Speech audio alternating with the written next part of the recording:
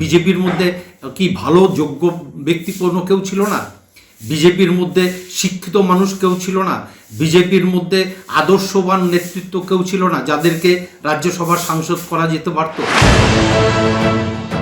ঘুরপথে রাগঢাক রেখে কাছে টানার সমাপ্তি, এবার সবটাই সামনাসামনি। তৃণমূলের সদ্য প্রাক্তন 3 রাজ্যসভার সাংসদকে দলে নিয়ে তাদের ইস্তফার ফলে খালি হওয়া আসনে তাদেরই রাজ্যসভায় পাঠাচ্ছে বিজেপি। এবার কি লোকসভাতেও বিজেপি যা করবে তা সরাসরি? পশ্চিমবঙ্গে ভরাডুবির পর প্রথমে তৃণমূলের বিধায়কদের মধ্যে বিদ্রোহ তৈরি হয়েছে ঋতব্রত তৃণমূল। এরপর মমতা বন্দ্যোপাধ্যায়ের বিরুদ্ধে বিদ্রোহ ঘোষণা করে তৃণমূলের লোকসভার বিদ্রোহী সাংসদরা এনসিপিআই বলে একটি দলে মিশে যান, যারা সরাসরি বিজেপি নেতৃত্বাধীন এনডিএকে সমর্থনের ঘোষণা করেন। এবার কি এনসিপিআই সরাসরি বিজেপিতে মিশে যেতে পারে? অর্থাৎ তৃণমূলের বিদ্রোহী সাংসদরা সরাসরি বিজেপি সাংসদ হয়ে যেতে পারেন? 21শে জুলাইয়ের পরে কি এমনটা হতে পারে? কিন্তু বিশাল ব্যাপার, এরকম জল্পনা তৈরি হয়েছে, থাকুক একটু জল্পনা, আমাদের কিছু বলার নেই। আমি এই নিয়ে এই মুহূর্তে কিছু জানি না, আমার কাছে এই জিনিসের কোনো সত্যতা এই মুহূর্তে নেই। বিধানসভা ভোটে তৃণমূল ক্ষমতাচ্যুত হওয়ার পর এদের সব বিবেক জাগরণ। কিন্তু প্রশ্ন হচ্ছে, রাজ্যসভায় বিদ্রোহীদের ইস্তফা মডেল, লোকসভায় নয় কেন? তাহলে লোকসভার তো ইস্তফা দেওয়া উচিত। তাহলে লোকসভার 20 জন অবিলম্বে ইস্তফা দিন। তারা আছেন কোথায়? এনসিপিআই না তৃণমূল, কোথায় আছেন? গত 24 এপ্রিল আম আদমি পার্টির 10 জন রাজ্যসভার সাংসদের মধ্যে 7 জন সাংসদ হঠাৎই বিজেপিতে যোগ দেন।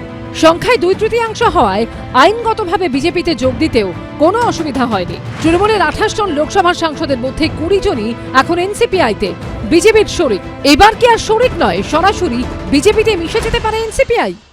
একই জায়গায় নিয়ে যায়। এনসিপিআইতে যদি যোগদান করে তাহলে সেটা সামনের সেশনই হতে পারে, মানে সামনে যে সেশনটা আসছে সেই সেশনই তারা যোগদান করতে পারে।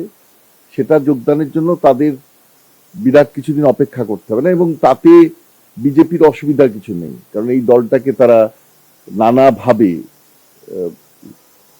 লোভ দেখিয়ে এবং ভয় দেখিয়ে, অর্থাৎ ইডি সিবিআই এর ভয়, অন্যদিকে ক্ষমতার লোভ, এই দুটোর সমন্বয়ে ব্যালেন্স করে এনডিএর সঙ্গে তাদেরকে রাখতে পারবে। বিধানসভা ভোটের ফল বেরোনোর পর থেকে একের পর এক রাজনৈতিক চমকের সাক্ষী হচ্ছেন পশ্চিমবঙ্গবাসী। তাহলে কি আরো এক নতুন চমকের অপেক্ষা?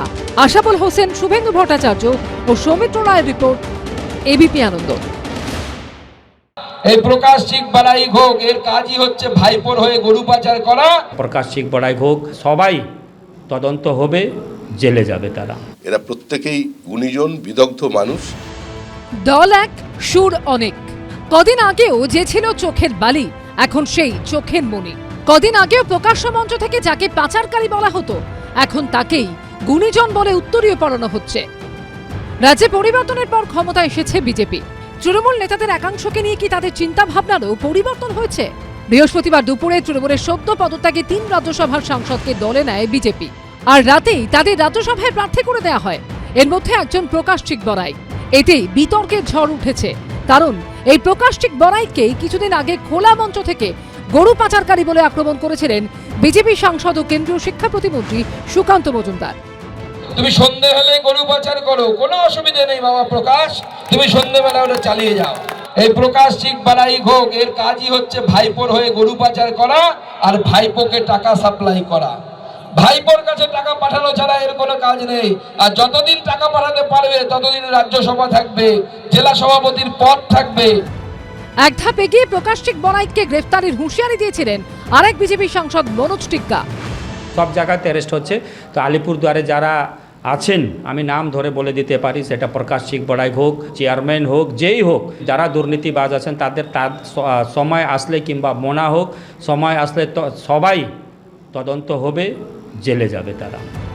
বিজেপির প্রাক্তন রাজ্য সভাপতি, যাকে গরু পাচারকারী বলেছিলেন, বৃহস্পতিবার বর্তমান রাজ্য সভাপতি তার গলায় উত্তরীয় পরিয়ে দিলেন।